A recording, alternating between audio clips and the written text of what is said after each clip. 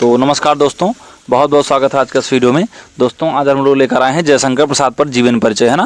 तो चलिए फटाफट से देर की हुई बिना शुरू करते हैं। और उससे पहले आपसे रिक्वेस्ट है भाई, अगर आप चैनल पर पहली बार आए हो तो वीडियो को लाइक कर देना, चैनल को भी जरूर सब्सक्राइब कर देना, क्योंकि इस चैनल पर आपको ऐसी वीडियोज़ मिलती रहती हैं ना। और मेहनत भी भाई करनी होती, पूरा कंटेंट हाथ से लिखना होता है, उसको शूट करना ना। तो थोड़ा चैनल को भाई सब्सक्राइब कर लीजिए, वीडियो को लाइक भी कर दीजिए ना। चलिए फटाफट बात करते हैं जयशंकर प्रसाद की स्टूडेंट्स। तो स्कूल टाइम में भाई सबका फेवरेट रहता है जयशंकर प्रसाद का जीवन परिचय। और अभी इनका आप जीवन परिचय जब पढ़ेंगे तो आगे आपको लगेगा कि वास्तव में इनका जीवन परिचय काफ़ी स्ट्रगलिंग रहा है, यानी इन्होंने जीवन में अपने जो भी किया है बहुत ज़्यादा स्ट्रगलिंग था। तो चलिए फटाफट से बिना देर किए हुए शुरू करते हैं और आपको बताते हैं क्या क्या था इनके जीवन में, है ना। देखिए भाई, अगर बात करें इनके जन्म की तो इनका जो जन्म हुआ था ना वो 1889 ईस्वी में हुआ था, ठीक है। अगर बात करें इनके जन्म स्थान की तो इनका जन्म स्थान काशी था। अगर बात करें इनके पिता की तो भाई पिता का नाम इनका देवी प्रसाद था। मृत्यु 1937 में होती है। प्रसिद्ध रचना इनकी रहती है, जैसे आपने देखा होगा स्कंदगुप्त, अजातशत्रु, छाया, है ना, स्कंदगुप्त। उसके बाद कामायनी, साकेत जो है ना, जैसे महाकाव्य जो वगैरह जो थे वो सब इन्हीं की रचना है ना। चलिए भाई, तो फटाफट से बिना देर के हुए शुरू करते हैं ना। देखिए जयशंकर प्रसाद के भाई जीवन परिचय को शुरू करते हैं। तो हिंदी साहित्य के महान कवि, यानी इनको हिंदी साहित्य का महान कवि कहा जाता है।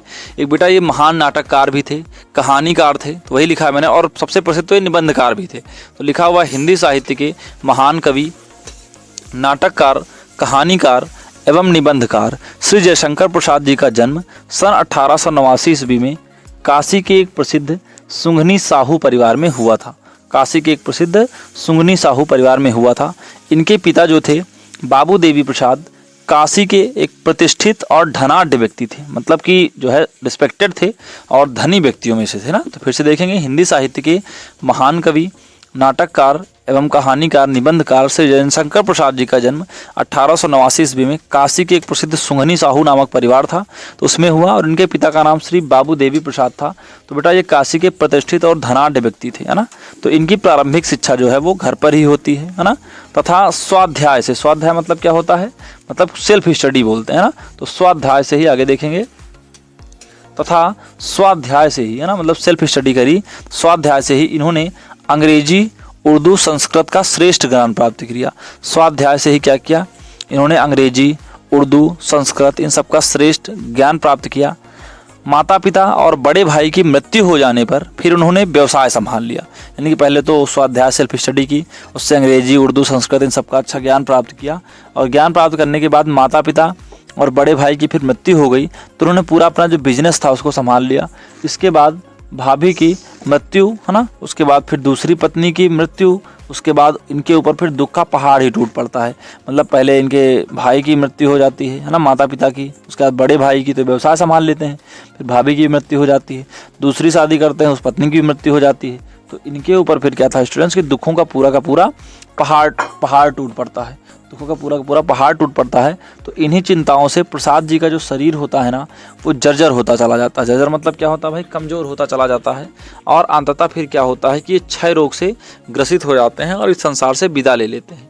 अंततः क्या करते हैं, क्षय रोग से ग्रसित हो जाते हैं और इस संसार से विदा ले लेते हैं। इनकी अगर बात करें कृतियों की तो प्रसाद जी ने काव्य, नाटक, निबंध आदि की रचनाएं इनकी जो है बहुत सारी हैं। तो बात करते हैं, चलिए फटाफट से 1 बाय 1 रचना के बारे में बात करें। अगर प्रसाद जी की कृतियों के बारे में देखेंगे भाई, प्रसाद जी ने काव्य, नाटक, निबंध आदि की रचनाएं इन्होंने काफ़ी सारी बनाई है जो निम्न है ना।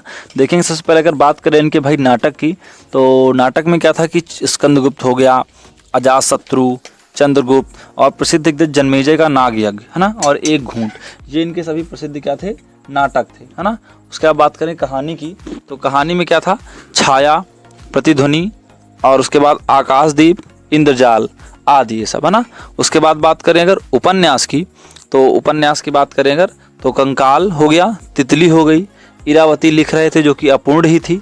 बात करें अगर काव्य की तो काव्य में भाई इनका कामायनी था, आंसू था, झरना था, ये इनकी प्रसिद्ध रचनाएं थी। चलिए एक बार फिर से आपको बता देते हैं। नाटक की बात करें तो स्कंदगुप्त, अजातशत्रु, चंद्रगुप्त, जन्मेजय का नागयज्ञ, एक घूंट। उसके साथ साथ बात करें कहानी की स्टूडेंट्स तो छाया हो गई, प्रतिध्वनि हो गई, आकाशदीप हो गया, इंद्रजाल, ये सभी।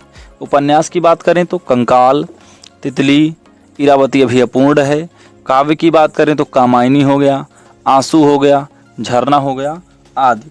तो ये सभी क्या हैं स्टूडेंट्स, इनकी प्रमुख कृतियाँ हैं। तो उम्मीद करता हूँ आज की वीडियो आपको पसंद आई होगी। वीडियो अगर पसंद आई हो तो वीडियो को जरूर लाइक कर देना, चैनल को भी भाई जरूर सब्सक्राइब कर देना, क्योंकि हमारे इस चैनल पर आपको ऐसी वीडियोज़ मिलती रहती हैं। तो आज के लिए इतना ही, मिलते हैं अगले वीडियो में, तक के लिए जय हिंद और वंदे मातरम।